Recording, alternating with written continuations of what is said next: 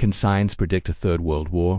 The air raid siren echoes through an empty city. On smartphone screens around the world, a red notification flashes insistently maximum alert, but this is not happening now, at least. Not yet. It is just one of thousands of scenarios being processed at this very moment by supercomputers calculating probabilities, analyzing patterns, and trying to answer the question that has haunted humanity since 1945, is a third world war inevitable? As you read these words, artificial intelligence algorithms are combing through mountains of data, political speeches, military movements, economic indicators, social media posts, searching for the warning signs that preceded every major conflict in history, and what they are finding should be keeping us awake at night. In a discreet laboratory at MIT, Professor Sarah Chen watches her monitor with growing concern. The predictive model her team has developed over the past 5 years has just triggered yet another alert. We're seeing patterns we haven't seen since the 1930s, she whispers to a colleague, pointing to graphs intertwining on the screen like snakes about to strike. The question is no longer if, but when. The science of predicting wars is not science fiction. It is an established discipline called rigorous and mathematically precise that combines history, mathematics, psychology, economics, and data science. And its most recent conclusions are deeply unsettling. It all began with a Russian-born historian named Peter Turchin. In the early 2000s, while most academics treated history as a chaotic sequence of unpredictable events, Turchin proposed something revolutionary. What if human history followed detectable mathematical patterns? What if we could predict social collapse, revolutions, and wars the same way meteorologists predict storms? He called his theory cryodynamics, a fusion of Clio, the Greek muse of history, and dynamics. And to the astonishment of his critics, it worked. In 2010, Turchin published a chilling prediction. The United States would face severe social instability around 2020. 10 years later, the Capitol was stormed, cities burned during protests, and the country experienced its deepest political crisis in decades. But Turchin was not alone in this scientific quest to decode the future. On the contrary, he was merely the most visible tip of a massive iceberg of research quietly unfolding in universities, military research centers, and technology companies around the world. In Switzerland, the Federal Institute of Technology developed the Conflict Early Warning System, which monitors 170 countries simultaneously, analyzing 400 different variables from the price of bread to the frequency of words like betrayal or enemy in public speeches. The system has successfully predicted armed conflicts over the past decade with 85% accuracy. At the Pentagon, the DARPA program, the Defense Advanced Research Projects Agency, has invested millions in projects with names that sound like they came straight out of spy thrillers. Nexus 7, Babel Street, Mercury, all with the same objective, using big data and artificial intelligence to anticipate global threats before they become irreversible. And in the private sector, companies like Palantir process billions of data points every day, identifying connections invisible to the human eye between seemingly unrelated events. A drought in East Africa, a nationalist speech in Europe, troop movements in Asifor are human isolated events. For a machine, pieces of a much larger puzzle. But what exactly are these systems telling us about the possibility of a third world war? The answer lies in patterns. Wars do not emerge out of nowhere. They are the final act of a play that has been unfolding for years, sometimes decades. And that play always follows a surprisingly similar script. First comes extreme economic inequality. Not ordinary inequality, but the kind that tears the social fabric apart. When the richest 1% owns more wealth than the poorest 50% combined. This was the reality before the French Revolution, before World War I, before 1939. And it is precisely the reality of 2026. Then comes the overproduction of elites, a term coined by Turchin to describe moments when more people are competing for positions of power than there are positions available. Think of thousands of highly educated, ambitious individuals, frustrated because they cannot secure the prestigious roles they expected. Historically, these frustrated elites become the leaders of revolutionary, nationalist, or authoritarian movements. Next comes the collapse of trust in institutions. When parliaments, courts, the media, and even science itself lose legitimacy in the eyes of the public. A vacuum is created, one that charismatic and authoritarian leaders quickly fill with simple answers to complex problems. Finally, add long-standing geopolitical rivalries that were never fully resolved, disputed territories, historical humiliations, scarce resources, and you have all the ingredients for an explosion. Now, brace yourself. According to the most advanced predictive models, all of these conditions are present simultaneously in 2026 for the first time since 1939. The numbers don't lie, but they don't tell the whole story. To understand what science can really say about a future world war, we need to look beyond headlines and focus on the mathematical models that are worrying military strategists around the world. One of the most influential models is called secular cycles theory, developed by Peter Turchin. According to this theory, human societies move through predictable cycles that last between 50 and 150 years. Each cycle has 4 phases: expansion, stagflation, crisis, and depression. The crisis phase is the most dangerous. It appears when several stress factors reach critical levels at the same time. This is when societies experience intense conflict and violent social change. Turchin and his team analyzed historical data from many societies across thousands of years, from the Roman Empire to the modern United States. What they discovered was unsettling.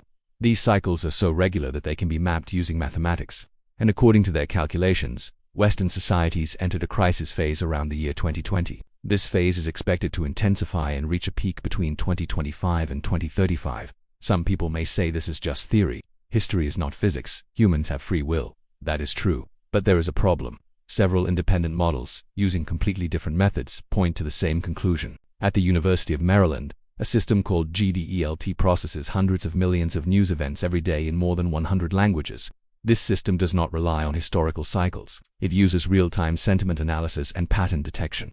What it shows is a global tension curve that has been rising steadily since 2014. The peaks are getting higher, and the time between crises is getting shorter. According to data scientist Kalev Leteru, global tension works like a rope being pulled tighter and tighter. Each international crisis adds more strain. The rope does not break immediately, but every new crisis increases the pressure. Mathematically, it is possible to estimate how much tension the system can handle, and current data suggests we are close to the breaking point. Another alarming model comes from physicist Neil Johnson at George Washington University. He studies complex systems and chaos theory, not politics or history. Johnson applies the same mathematical tools used to predict earthquakes and financial crashes to the global geopolitical system. His conclusion is clear. The international system is approaching a critical transition, a point where stability suddenly turns into collapse. He compares it to boiling water. The temperature rises slowly. Everything looks stable. Then, at a precise moment, the water changes state. Geopolitical systems behave in a similar way. Tensions build gradually. Then a small trigger causes a sudden and violent transformation. The trigger itself cannot be predicted. It could be a crisis in the Taiwan Strait, a nuclear incident in South Asia, an economic collapse in Europe, or something no one is watching. History offers a warning. World War I began with a single assassination. World War II had multiple accumulated triggers. A third global war may be forming right now, outside our focus. Not all scientists agree with these predictions.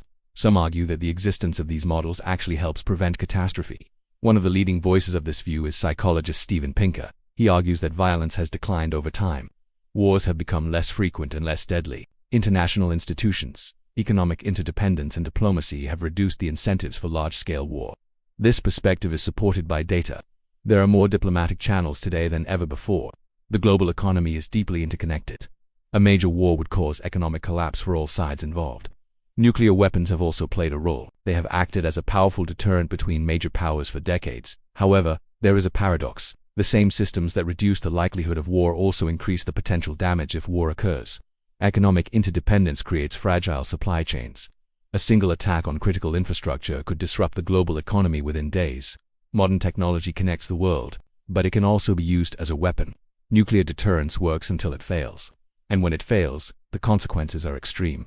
As more countries gain nuclear capabilities, the risk increases.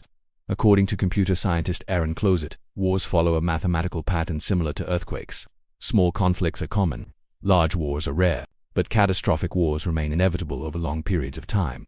His conclusion is simple. The question is not if another world war will happen. The question is when. It could be in 5 years, or in 500 years. Science cannot predict the exact moment. What it can do is identify risk conditions and warning signs. And in 2026, many of those indicators are flashing red at the same time, for the first time in decades, and that should concern us all. If mathematical models measure the world's fever, the data from 2026 is alarming. When we look at the numbers, the picture is deeply unsettling. The most basic indicator is military spending. Global military expenditure surpassed $2.4 trillion in 2025, the highest level ever recorded. More important than the number itself is the speed of growth. Spending increased 9% in a single year, the fastest rise since the end of the Cold War. This is not only about how much money is being spent, it is about what that money is being spent on.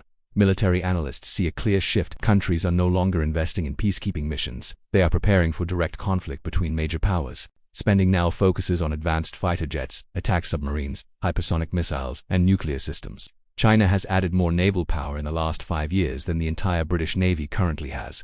Russia has modernized around 90% of its strategic nuclear arsenal. The United States has accelerated the development of new strategic bombers and nuclear command systems. India and Pakistan have expanded their nuclear stockpiles. Even countries once considered pacifists, such as Japan and Germany, have announced the largest defense increases in their recent history. History shows a clear pattern. Nations do not prepare for full-scale war unless they believe it is possible, and military preparation is only the surface. Beneath it, geopolitical tensions are rising and many appear unsolvable. The Indo-Pacific region is now considered the highest risk zone on the planet. Taiwan has become a global countdown clock. Every military exercise, every weapons delivery, and every political statement moves that clock closer to crisis. Conflict simulations show a disturbing trend. Most scenarios expand quickly, involve multiple nations, and lead to massive casualties within weeks. Europe remains unstable. The war in Ukraine may have slowed, but it has fractured Europe's security structure. NATO is larger but more divided. Russia is more isolated, yet increasingly willing to take risks. Data scientists warn about unresolved conflicts that were never solved, only paused.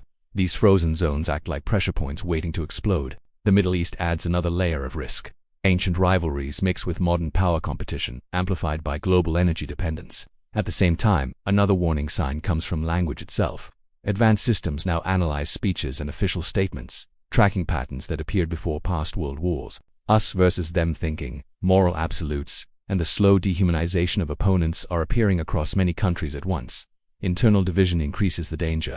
Deeply polarized societies are more likely to enter external conflicts, especially during political transitions. Modern threats act as accelerators. Climate change, cyber warfare, pandemics, and artificial intelligence can turn small crises into uncontrollable chain reactions. Artificial intelligence adds a new risk. Decisions can be made faster than humans can react. Errors can escalate before anyone can stop them, creating the possibility of accidental catastrophe. So the question is no longer whether science can detect the warning signs. The real question is whether humanity will act before those warnings become reality. The control room looks like something from a science fiction movie. Dozens of monitors show real-time maps, data flows, and social media sentiment in dozens of languages. But this is not fiction. It is the UN Conflict Analysis Center in Geneva, operating non-stop since 2024. Its mission is simple in theory and extremely complex in practice. Not only to detect where a war might begin, but to identify the brief moment when intervention can still stop escalation before it becomes irreversible. The system uses predictive models similar to those that identify conflict risks, but applied to preventive diplomacy. It works like weather forecasting for global security. You detect a storm early and act before it becomes a hurricane, and in some cases, it has worked.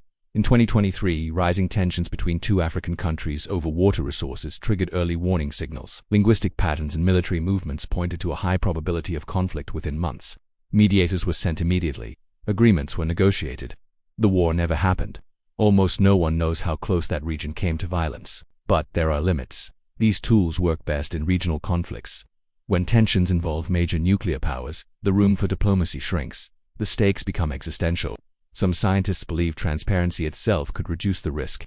If every side knows that certain behaviors reliably lead to war, deterrence shifts from military threats to shared rational calculation. The idea is that miscalculation becomes harder when everyone sees the same data. The problem is political reality.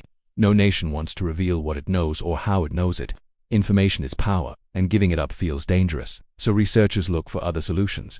One approach comes from game theory and behavioral economics. The idea is to create commitment mechanisms that automatically punish escalation and reward restraint. These are not sanctions imposed later, but rules agreed upon in advance.